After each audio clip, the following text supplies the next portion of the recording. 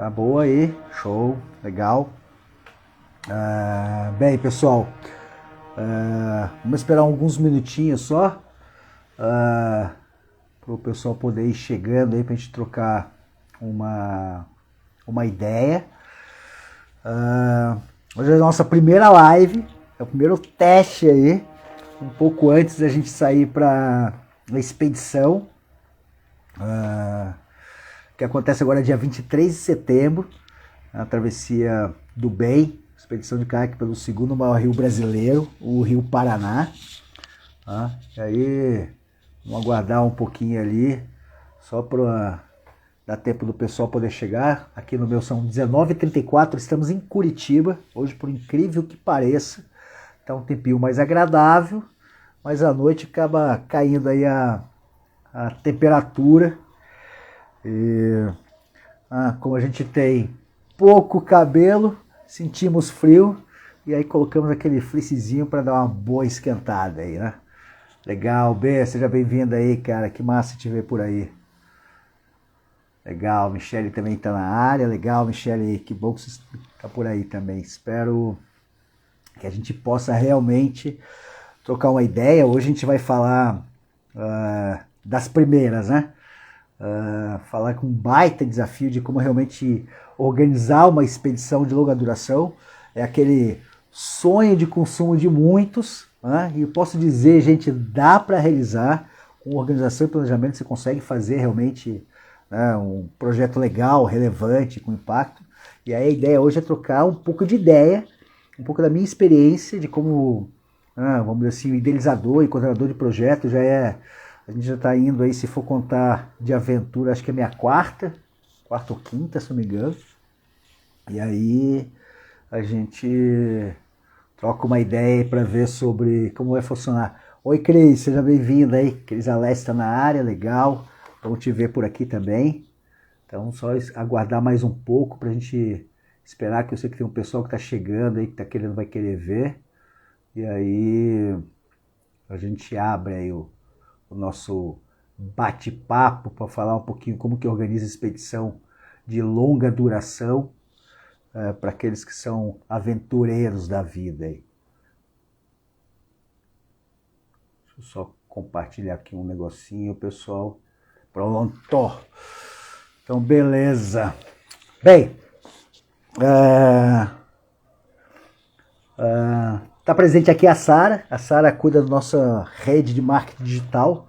Ela é a nossa manager aí das redes. Sarinha, tô na tua. Na hora que você fala assim, pode começar a falar, Marcelinho, a gente solta o verbo aqui e a gente começa a explicar.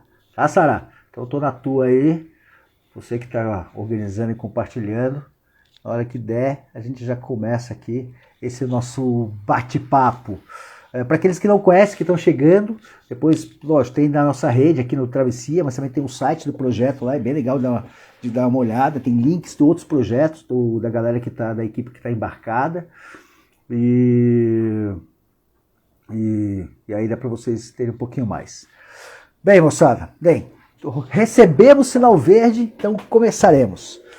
Para aqueles que não me conhecem, eu me chamo Marcelo Figueiral, sou de Curitiba, trabalho com startup e tecnologia, estou nesse mundo, nesse novo mindset aí da Onda Tech, desde 2016, 2017, mas ao longo da minha carreira eu tive, vamos dizer assim, a oportunidade de criar projetos de aventura, vamos colocar assim, e claro que isso trouxe uma série de desafios, e aqui eu queria compartilhar com vocês um pouco os desafios, para entender como que a gente chegou no projeto da Travessia do Bem, qual foi toda a curva de aprendizagem e experiência, que de repente pode fazer muito sentido para vocês, que têm a vontade de fazer uma grande expedição, ou uma grande aventura, ou sei lá, se tornar um nômade digital, enfim, né, romper a barreira, às vezes, daquela área geográfica que você está inserido para tentar o desconhecido, porque nunca é tarde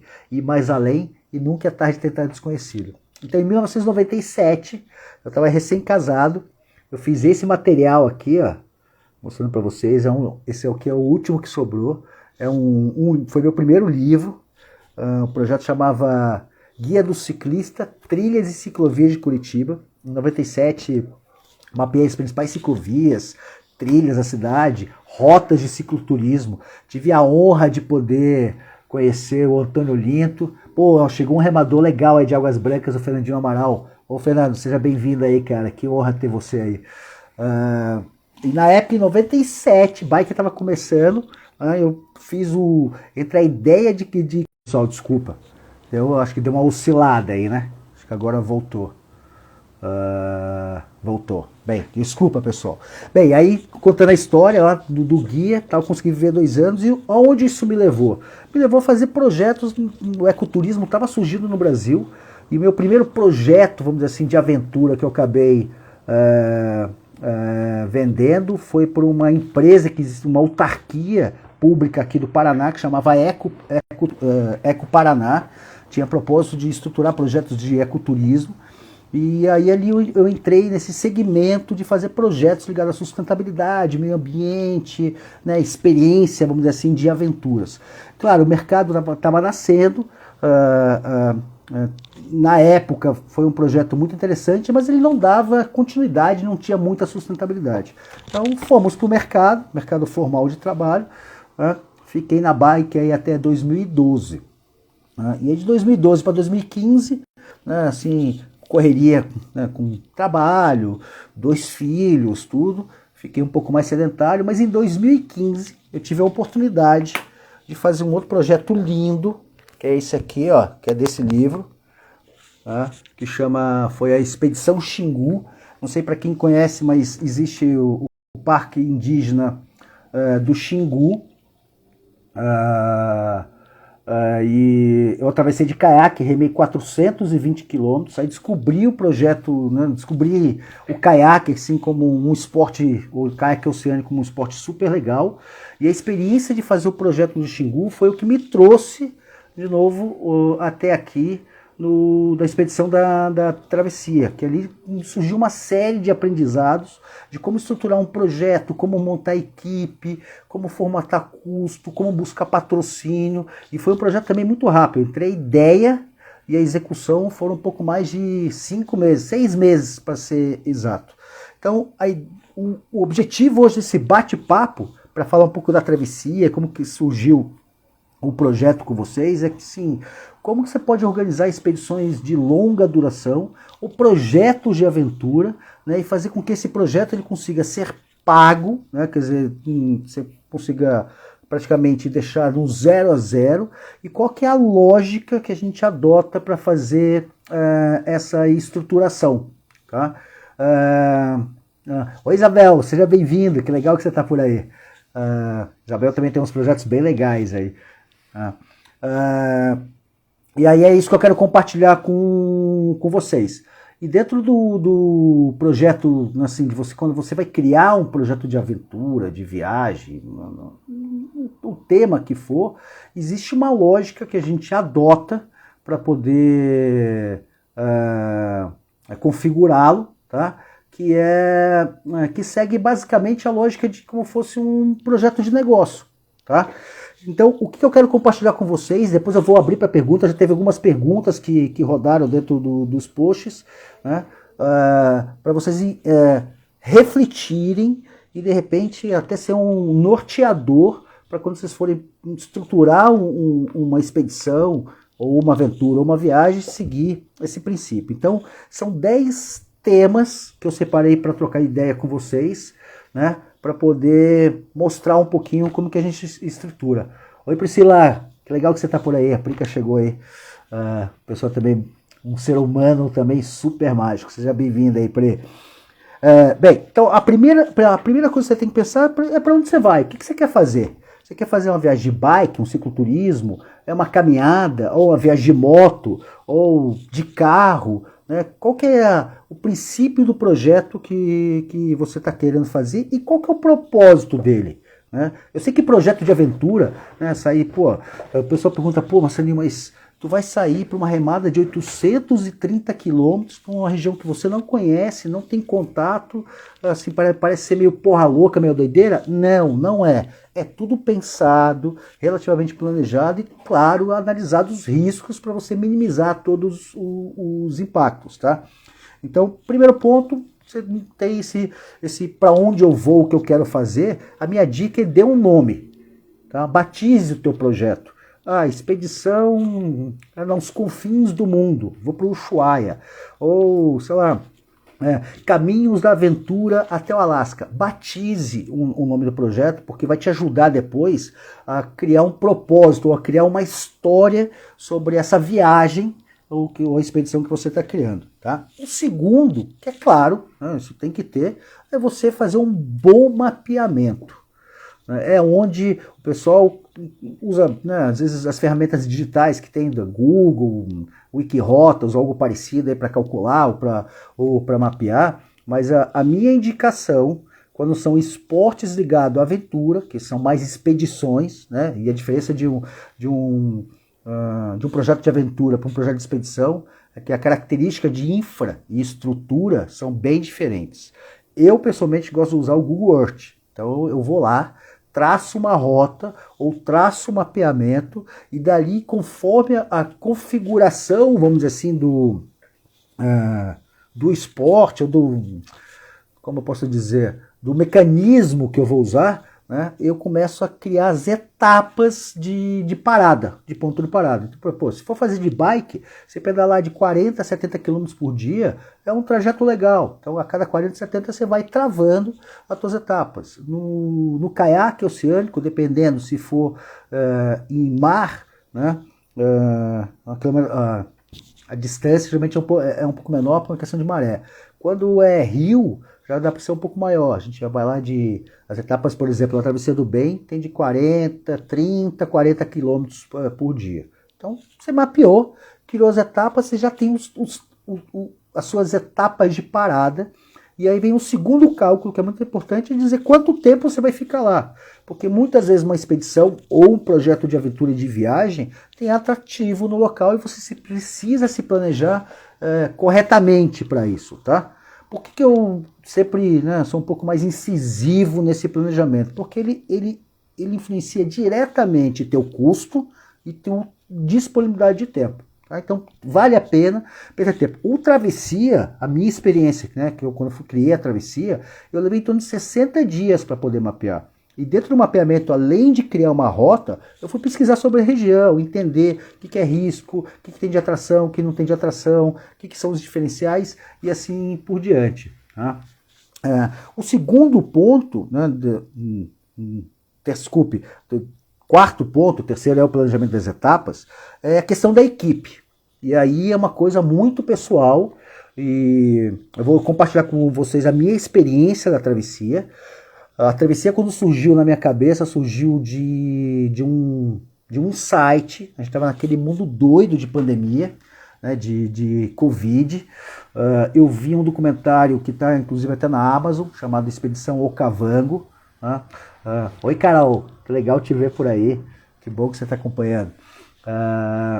E a Expedição Okavango, para mim, foi um documentário muito poético e me deu esse insight de querer fazer o projeto. E aí, quando você define o que você quer fazer, né, de aventura ou de expedição, né, você vai entender se você vai precisar de uma equipe ou não vai precisar de uma equipe. Nos meus projetos que geralmente eu vou desenvolvendo, e é o caso da travessia, especificamente do bem, o meu propósito é sempre 3 princípios. Primeiro, tem que sair algum material que eu possa compartilhar sobre a experiência e sobre os conteúdos e informações que a gente aprendeu ao longo da jornada. Então eu faço livro fotográfico, assim como foi feito o Guia do Ciclista, eu fiz o do Xingu e agora a gente está indo para um livro fotográfico gratuito. Eu sempre distribuo gratuitamente meus materiais em inglês e português, né? Segundo, eu geralmente gosto de fazer uma filmagem. E aí, pessoal, nesse caso, vocês podem ter uma estrutura de equipe um pouco mais profissional, vamos dizer assim, ou, né, aprender, fazer algum curso sobre filmagem com drone, com GoPro, enfim, com câmeras, algo parecido, para você mesmo fazer a sua captação. Isso vai determinar a estrutura da tua equipe, quem são as pessoas ou os profissionais que precisam. No caso da travessia, todo mundo que você vê no site lá, travessiadobem.com.br, foram pessoas que eu fui conhecendo ao longo do bate-papo com vários outros aventureiros que a gente conhece hoje em dia, que foram indicando pessoas que de repente iam gostar do projeto. E eu, quando fechei a equipe de trabalho, eu não conhecia ninguém. Todo mundo subiu no propósito do projeto. Isso foi muito mágico. Tá? Isso foi assim com o Pedro Botafogo, que me indicou o Michel Coelho, que é o cara que vai fazer a nossa filmagem, e que conseguiu fechar com o canal Off, que foi muito legal, muito especial. Não sei se o Michel está por aí, mas uma parceria muito, muito legal, um ser humano com uma percepção de mundo assim, super legal. E aí o Pedro também, aí veio o Fábio, o Quirelli, que também veio por um contato do Pedro. Aí eu num grupo de WhatsApp sobre sustentabilidade veio o biólogo. Então é importante que quando você quiser reunir uma equipe, de repente sejam pessoas que você conheça, claro, pode ser amigos, conhecidos, que também é uma pegada muito legal, ou você vai buscando um network esse pessoal e, claro, né, vai fazer a entrevista, vai trocar uma ideia, vai ver se conecta. Porque o propósito de uma expedição fora gerar conteúdo, é a experiência que te traz, né, para você que está realizando e para toda a equipe. Então isso para mim foi muito mágico. E aí a configuração de equipe vai isso. É assim, você quer uma boa material fotográfico? Um fotógrafo. Você quer alguém bom de filmagem? Cara, um cara que faça filmagem, seja de cinema. Né? Você vai querer fazer alguma pesquisa ou gerar algum conteúdo relevante? Puta, traz um biólogo, traz alguém especialista. Então é importante reunir essa equipe e aí, de novo, por isso é a história do nome e do propósito do seu projeto, do objetivo do projeto. Você vai compartilhar esse propósito com a equipe. Quinto, é onde a galera mais se bate, é uma dica, né, legal para vocês, que é a parte de infraestrutura e logística.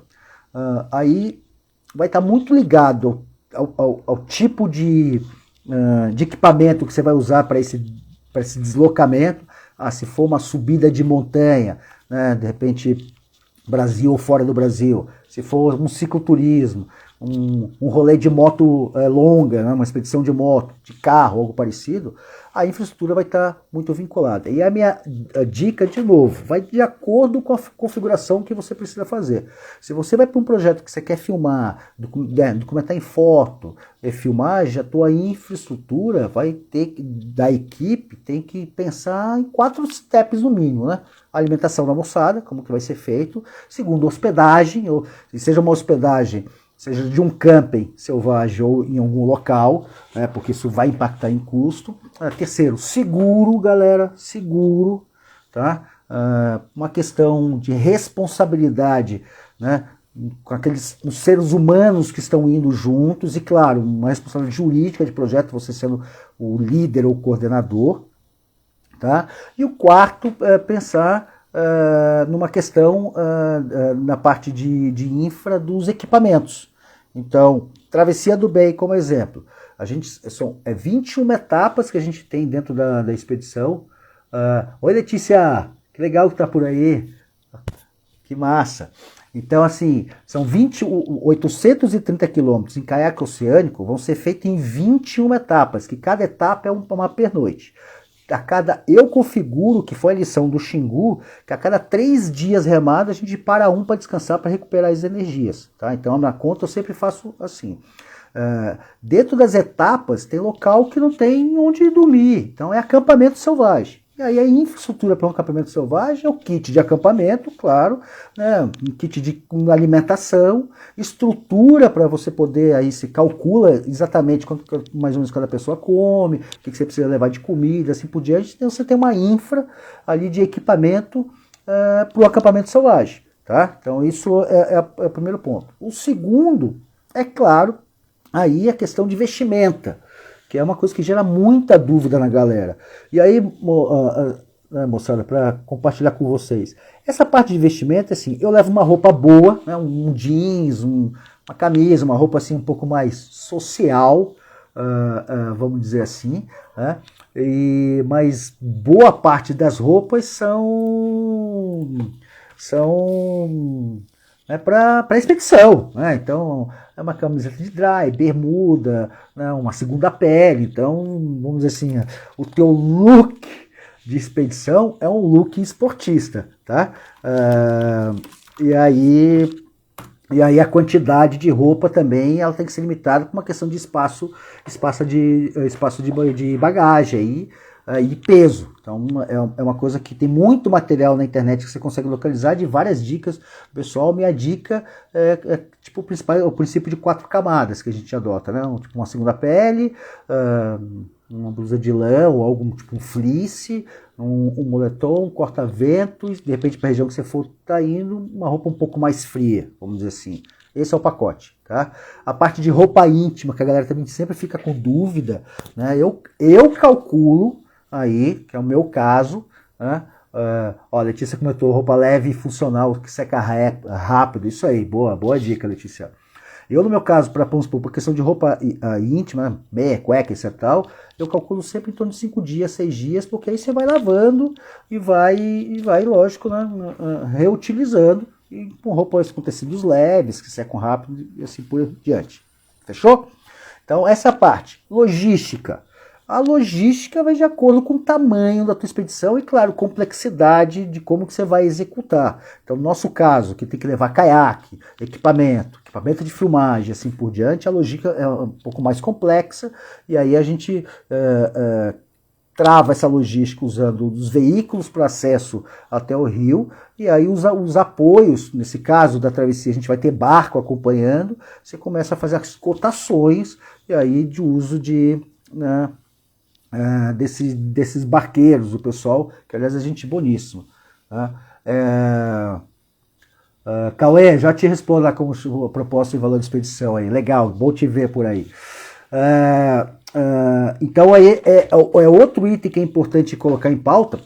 Você vai fazer uma aventura de moto, você vai calcular a quantidade de gasolina, como vai ser a logística. Onde tem posto, não tem posto. Se você precisa levar galão, não precisa levar galão. Então esses detalhes são os detalhes para a execução de um projeto de expedição é determinante para o sucesso ou insucesso do projeto, tá? Então, às vezes para aquelas pessoas que às vezes não se importam tanto com os detalhes, a grande lição de aprendizado num projeto de aventura, num projeto de expedição, é prestar atenção aos detalhes. Fechou a dica? Sexto, custos, que é outra coisa também que pega bastante, né? E de novo, aí se você de repente não tem muita noção para trabalhar com planilha de Excel ou um pouco de financeiro, é importante trazer alguém que entenda ou poder pedir essa ajuda. Então, o custo, eu divido o custo em 4 frentes aí, tá? O custo de deslocamento, vamos dizer assim, né? E aí esse deslocamento pode ser do projeto ou pode ser para acessar a execução da expedição. Tá? Hospedagens de todos, como vai funcionar, né? Tem custo, tudo. Alimentação, tá? E aí a parte de custo de infraestrutura mesmo, tá? Que é compra de equipamento, ou os pontos de abastecimento, ou contratação de terceiros, ou a equipe de filmagem, ou a equipe de fotografia, tem que colocar equipamento, tem que comprar, tem que ter seguro. Então eu vou travando nesses 4 porque eu consigo enxergar rapidamente a participação de cada custo em cima do projeto. Remuneração, eu não remunero num projeto, assim, não boto uma remuneração, né, porque eu organizo para que todos possam fazer nas suas férias, mas tem projeto que você acaba carregando isso, e aí é uma temática que eu já vou explicar ali na frente como que a gente faz, beleza? Outro ponto é você, de modo geral, ter uma estrutura para divulgar o projeto. Um site bem construído, com um bom texto, um bom propósito, por que vai, o que vai se fazer, o que vai ser de entrega, vai ter algum impacto? Você está pensando em gerar algum impacto? Vai entrevistar, por exemplo, comunidades da região? Não. Então, o projeto de expedição, fora a experiência de quem idealiza ou coordena, ele também está ligado a uma entrega. A gente tem o propósito de devolver algo para a sociedade e às vezes informações e conteúdos esteticamente, né, diferenciados fazem toda a diferença, beleza? O outro é a parte de impactos e propósito. Então,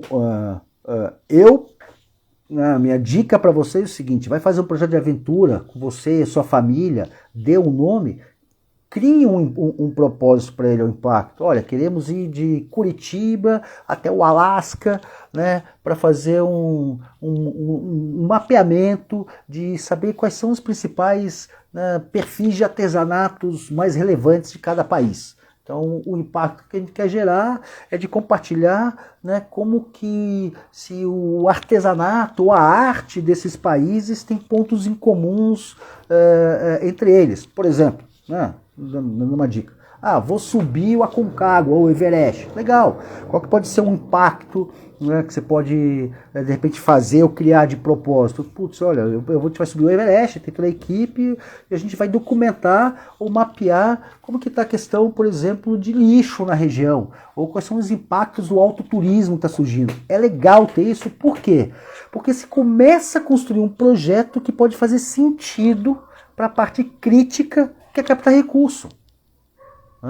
Eu vou responder algumas perguntas que o pessoal fizeram, galera, aqui, sobre captação de grana, patrocínio, mas é isso. Quando você constrói um projeto que tem nome, né, tem um nome, tem um propósito, um porquê que ele está acontecendo, né, tem uma equipe de trabalho, tem uma entrega de material que você vai fazer, né, e tem esse propósito, o impacto que você vai trazer, vai ficar muito mais fácil para quando você for buscar um parceiro, um patrocínio, você poder contar a história. Certo? Então, por exemplo, no caso da travessia, o meu propósito era documentar o segundo maior rio brasileiro, que é o Rio Paraná. E eu vou ser bem sincero, eu não sabia, imaginava que era algum rio do norte ou do nordeste. Quando eu vi, claro, o Rio Paraná nasce aqui, Minas, Mato Grosso, São Paulo, e vai até ali o Rio da Plata, Uruguai e Argentina, mas o trajeto brasileiro são 830 quilômetros. A minha curiosidade é saber qual é o meu propósito. Quero saber como que estão as reservas naturais, tem mais de 14, e como que está o impacto de um rio que é completamente, quase, não vou dizer que é todo urbanizado, mas tem 28 cidades, representa mais de 50% de uma matriz energética do país. Impacta a vida de 60 milhões de brasileiros. Então, olha, tem um propósito bem fundamentado. Tá? Então, essa é a pegada e a dica que eu dou para vocês. Beleza? E indo para o dois últimos tópicos, que é como captar patrocinador e como chegar no mercado. Aí, que é onde, de novo, não sei se a Isa está assistindo ainda, mas a Isa tem um projeto super legal aí para rolar. É a dica que eu quero falar para vocês em 2 tempos. Tá? Então, quando você fecha o teu projeto, tem mapeamento do teu custo, você chegou na última linha, o projeto vai custar R$200 mil para poder tracionar. Tá? Como que você consegue captar esse recurso? Existem as leis de incentivo que a gente fala. Então, todo município, todo estado e o governo federal por exemplo, no governo federal é a lei de incentivo à cultura. Então, por isso que às vezes é importante você criar um produto, seja um livro ou um documentário, você começa a conseguir fazer um encaixe, né, de requisito para acessar uma lei de incentivo. Tá? Então, no caso da travessia, é a lei de incentivo federal, porque é livro e documentário e aí vai ser distribuído nacionalmente. Envolve mais de um estado, então fomos para a federal. Mas você pode estudar quais são as leis de incentivo cultural municipal, a lei de incentivo estadual e a lei de incentivo federal. Qual é a diferença entre eles? No municipal, você vai conseguir captar patrocínio com as empresas em cotas do teu projeto, sei lá, 200 mil, 4 de 50, por exemplo, para aquela empresa que apoiar, ela desconta do ISS. O ISS é o Imposto sobre Serviços que toda empresa paga e de acordo com a política municipal, né, da cidade que você está, ela tem uma política lá de um desconto de 2%, 3%, tem uma política de desconto. Aquele dinheiro, em vez da empresa dar, vamos dizer assim, para o órgão público, para a entidade pública, ela repassa para o seu projeto. E aí você ganha esse dinheiro de incentivo. Essa lógica, que é o mecanismo de incentivo, vale tanto para o municipal, estadual e como federal. O que difere de um para outros? Alguns são editais competitivos, né? E outros são análise de mérito de requisitos. Tá? Ô Viena, legal. Como será documentar a maior estiagem do Rio Paraná? Eu vou comentar sobre isso aí também. Legal te ver por aí, Viena. O Diogo também entrou ali, tá? Então, assim, ó, projeto de aventura, seja de moto, de bike, caiaque, parapente, subida de montanha, né, carro, que você cria um projeto de expedição, tendo um propósito, tendo um objetivo, né, e tendo seu custo bem mapeado, você viabiliza entregando algum produto, ou seja, livro, exposição, documentário, via as leis de incentivos, beleza? E aí é claro que aí você vai empacotar isso para o mercado, que eu já vou falar. O segundo tempo que eu queria falar sobre essa questão de grana para projeto de expedição veio da lição do Xingu, tá, galera? O Xingu, projeto lindo, né, muito legal, foi complexo e caro, porque a gente está em Curitiba, no Paraná, e teve que ir até o meio do Mato Grosso para poder se executar o projeto. 420 quilômetros de mata virgem, só aldeia indígena, a logística teve um custo muito pesado, e o projeto Xingu, como projeto, eu tive que botar da minha grana perto de 100 mil reais. Então ele é um projeto que me tirou recurso. Ele não é um projeto que saiu no 0 a 0, como da travessia, que a gente, graças a Deus, conseguiu tirar no 0 a 0. Tá? E aí, qual foi a lição que eu aprendi? Que acho que é o mais legal para vocês aí. A primeira lição, quando você vai fazer um projeto de expedição, de aventura, e quando você fecha a conta dele, você tem que dividir aquele valor, vamos imaginar que seja aqueles 200 mil que eu comentei de um projeto, né, sei lá, de subir o Aconcagua, uma equipe de fotografia e de documentário. Você tem que dividir esse valor em 3 fases, tá? Uma é quanto que você precisa, no mínimo, para executar o projeto, para ir lá, subir, fazer e voltar. No mínimo. Como fosse aquele projeto, cara, isso aqui eu vou fazer na raça, mas eu tenho um mínimo de segurança financeira para poder executar. Então esse é o primeiro tempo, tá? Que é o valor de execução. O segundo tempo é quanto precisa para produzir o material. E aí você tem o valor para produção de material, certo? E o terceiro é quanto você precisa para divulgar e comunicar esse projeto no mercado. Por que eu faço essas 3 visões? Porque na hora que você vai buscar a lei de incentivo, você tem que entender o tempo das coisas. Se você tiver tempo de planejamento para o teu projeto de expedição de aventura, você sobe, por exemplo, o teu pedido de lei de incentivo hoje e vai colocar dentro daqueles 200 mil quanto você vai gastar para execução, quanto você vai gastar para produção e quanto você vai gastar para divulgação. E aí a entidade, sei lá, o Ministério da Cultura vai te dar o ok, está autorizado você captar os recursos do mercado. Aí você consegue o dinheiro para execução.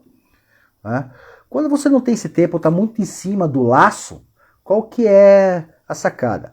A grana da execução, você consegue de repente buscar com o patrocinador, né, diretamente. É o que a gente chama de dinheiro bom. Então o patrocinador realmente ele te faz um aporte financeiro para executar o projeto, e aí você tem a produção do material, e aí você vai buscar a lei de incentivo para produzir o material. Sacaram?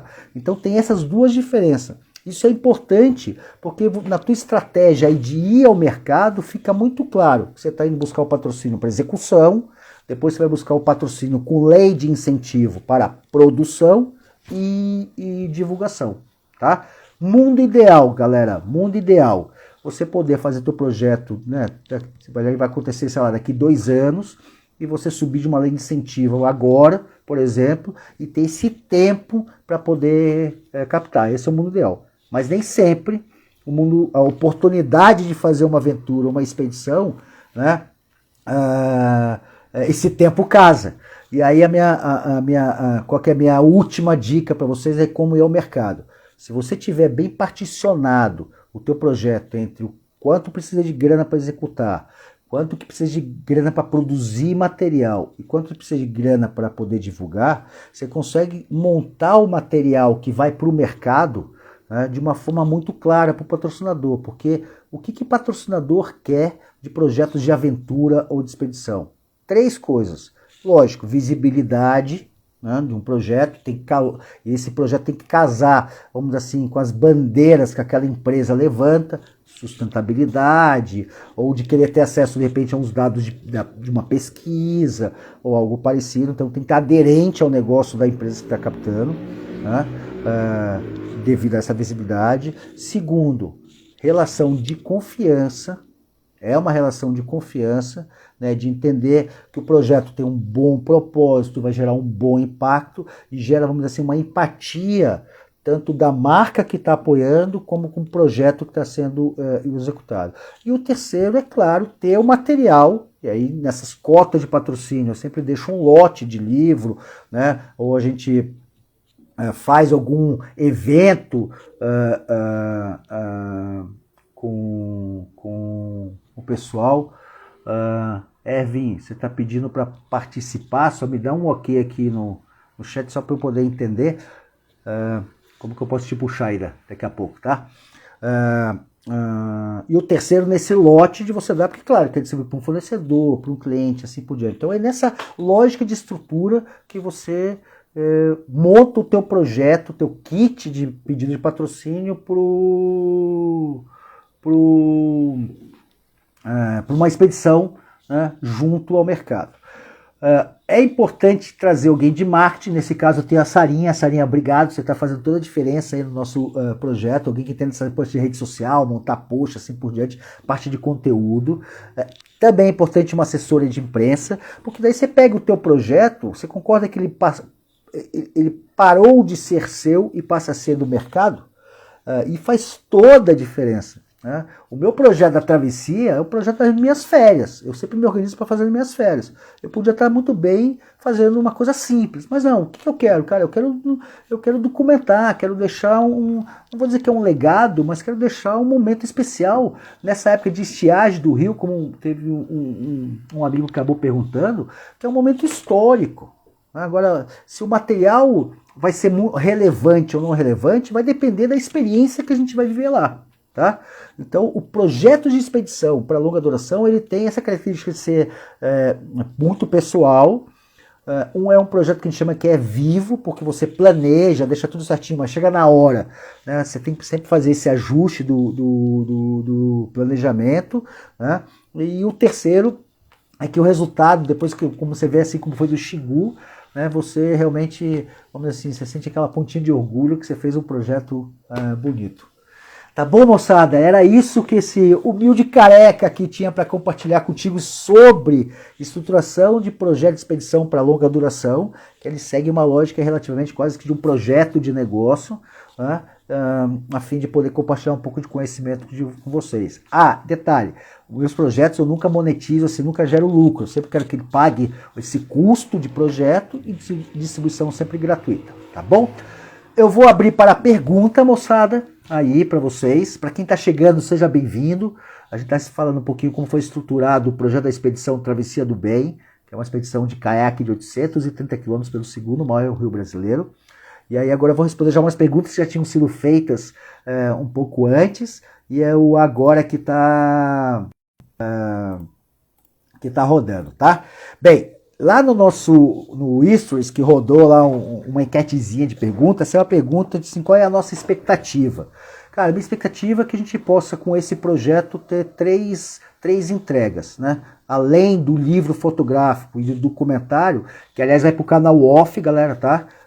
Começo do ano acredito que vai sair aí a expedição com 3 episódios no canal Off. A minha expectativa é realmente que a gente possa, para um rio que tem importância fundamental para o Brasil, chamar atenção, né, seja de entidades de conservação, mas para a sociedade de modo geral, principalmente os aventureiros que amam o rio, a importância de a gente trabalhar para o seu cuidado e para a sua preservação. Então essa acho que é a minha principal expectativa. A segunda, é claro, aí, né, é que a gente possa, né, conhecer cada vez mais gente que está ligado nessa vontade de transformar a vida numa aventura e gerar com isso algum impacto, que a gente possa criar essa conexão para ajudar pessoas. Tem muitas pessoas do bem, né, que querem fazer a diferença e a gente compartilhar conhecimento para ajudar a criar novos projetos, beleza? A segunda pergunta veio sobre como é a preparação de vocês para a expedição, para uma expedição de longo prazo. Isabel, já te respondo aí sobre o prazo de projeto para ser aprovado por uma prefeitura, por exemplo. Bem, como é que é a nossa preparação? Eu não sou nenhum esportista de alta performance, sou um esportista meio que de final de semana. Nesse mundo de Covid, de quarentena, né, a gente foi bem sedentário. Né, e aí, claro que eu começo a me preparar pelo menos uns 2 meses antes. E aí o que a gente faz? Academia, cria um plano de academia. No caso de caiaque é muito mais de resistência do que de explosão, então tem um plano de trabalho feito na musculação. Estou fazendo natação constantemente, mudei um pouco mais a minha alimentação, uma questão de, lógico, de preparar o meu organismo. Esse velhote aqui está com 48, fazendo 49 agora em agosto, né? Então a gente tem um cuidado com o corpo, então a preparação realmente é disciplina de treino. O Pedro Botafogo que está por aí, Pedrão, obrigado aí pela participação. Você acompanha depois lá Pedro Botafogo no Insta, ele posta direto aqui na travessia, tem remado constantemente, 30, 40 quilômetros aí para ganhar resistência. E o resto da equipe, né, o Michel, por exemplo, pedala bastante, ele gosta de speed, pedala a longa distância. Né, o Fábio é um cara que também pedala, caminha, sobe montanha, rema. Então, de modo geral, a equipe não é formada por nenhum esportista de alta performance, mas tem uma disciplina de fazer atividades físicas, tá bom? Então, no mínimo, num projeto de longa duração, né, 20, 30 dias, e claro, dependendo dos desafios que você vai ter, tem que ter pelo menos 60, 90 dias de preparação, no mínimo. Certo, pessoal? Travessia tem patrocínio? Sim, galera, graças a Deus conseguimos patrocínio. Ó, em cima dessa história que eu apresentei para vocês, quando eu lancei o projeto no mercado, né, a gente com um pouco mais de... deu 45 dias, fechamos 2 patrocinadores. Né? E aí foi muito legal porque... Aliás, meu agradecimento aos 2 patrocinadores oficiais, que é a Tilabras, que é uma empresa lá do Rio Paraná, que tem uma pauta de sustentabilidade e um cuidado com o rio super especial. Acreditou no projeto e está nos apoiando, conseguiu um patrocínio com eles. E a BTJ Aqua, que também está lá no Rio, tem um cuidado super especial também, a pauta de sustentabilidade na questão do uso ali do rio na sua cadeia produtiva também é super relevante. Os 2 são nessa área de criação de tilápia, que tem um impacto 10 vezes menor do que criação de animais terrestres. E as 2 empresas são super sérias e tem uma pauta super legal. Então, galera, muito obrigado. Né? E aí os parceiros que a gente foi colocando com os patrocinadores, a Carpindim, que é uma academia super importante aqui de Curitiba, que tem uma relevância como academia, com os equipamentos de primeira linha, super sofisticado, também está dando apoio. A Curplo, apoio Curto, obrigado, eles estão ajudando um monte a gente, divulgando, cederam os uniformes pra gente, né, deram alguns pequenos equipamentos assim, que fazem toda a diferença, né, o colete, uniforme, boné, né, e parece que não sai muito, galera, mas é um custo pesado esses detalhes de equipamento. Então a Curto aí, meu muito obrigado. E aí todos os parceiros, as ONGs que a gente está gerando impacto e assim por diante. Então a gente conseguiu resolver, mas por quê? Porque o projeto está bem estruturado, ele tem um começo, meio, fim, ele tem um propósito, tem um impacto e tem uma entrega. Tá bom? Fechou? Última pergunta. A Sara tá me enchendo de pergunta aqui no WhatsApp, rapaziada. Caramba. Última questão que veio aqui é como que fica tanto tempo fora de casa. É um desafio, dá uma saudade. Mas, de novo, dentro daquela história da logística, da infraestrutura, a gente prepara toda uma lógica, né, de como ficar 30 dias fora de casa, né, prepara a questão dos filhos, estrutura de dog, conta, assim por diante, e a gente faz um planejamento e uma organização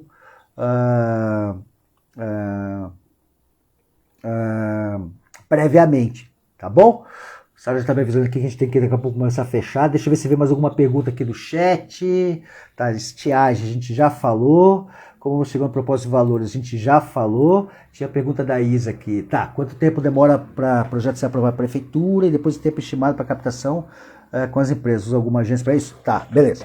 Então, ISA é o seguinte, ó. Prefeitura, geralmente é edital, e eles colocam no edital, quando eles abrem, tem que ficar monitorando isso, quando eles abrem, quando eles vão fazer a seleção, em quanto tempo você pode fazer a captura. Isso vale para prefeitura, estadual, e não vale para a lei federal Rouanet, porque a lei Rouanet você sobe o projeto e eles vão avaliar o requisito. O que acontece tanto no municipal como no estadual é que essa janela entre abrir e ter a devida autorização leva no mínimo 6 meses. Tá? Então, o teu projeto tem que estar trabalhando com esses prazos aí. Hoje está levando um pouco mais, né? Porque a gente passou por uma crise econômica muito forte, então está mais complexo o cenário. Mas no mínimo trabalha com 6 meses. Tá? Em relação à captação com empresa, a dica, moçada, e valeu pela pergunta, Isabel, é assim: como a empresa bate imposto, o último dia útil de apuração de impostos daquele ano fiscal de faturamento é 31 de dezembro. Quando cair dia útil, claro, né? É o último dia útil do mês de dezembro. As empresas, elas vão fazer a transferência desses valores até o último dia útil do ano corrente fiscal, certo? Então, por exemplo, nesse ano, agora é o último dia útil de dezembro. E geralmente elas analisam a proposta de investimento em projetos que têm lei de incentivo entre agosto a novembro. O mês ideal é outubro. Outubro, médias e grandes empresas, elas geralmente estão analisando esses projetos que vão fazer aporte de incentivo fiscal. E um detalhe, na lei de incentivo federal, eu não sei dizer se o de municipal ou estadual é válido isso, tá? Mas na federal sim, somente empresa no lucro real. Lucro presumido, acho que só pode ser um municipal ou estadual, tá? E depende da regra de cada estado e cada município. Mas na federal é só de lucro real. E o período que eles fazem essa apuração, geralmente, pro federal, vai de agosto, setembro, outubro, novembro. Outubro é o melhor mês. O de ISS, que é um municipal, se eu não me engano, pode ser trimestral. Aí trimestralmente eles estão avaliando. O ICMS segue a mesma lógica, em torno de 3 meses. Então, por isso que eu comentei. Fazer um projeto de captação de um projeto para captar recurso de lei incentivo para um projeto de aventura, a janela ideal é pelo menos 1 ano. 6 meses de aprovação e os outros 6 meses você vai trabalhar para buscar esses patrocinadores, tá bom? Deixa eu ver se está faltando mais alguma coisa. Sarinha, deixa eu ver as 2 perguntas. Isa, se te respondi, dá um ok ali, que aí se precisar a gente for ler. Agência, Isabel, esqueci. Rapidão.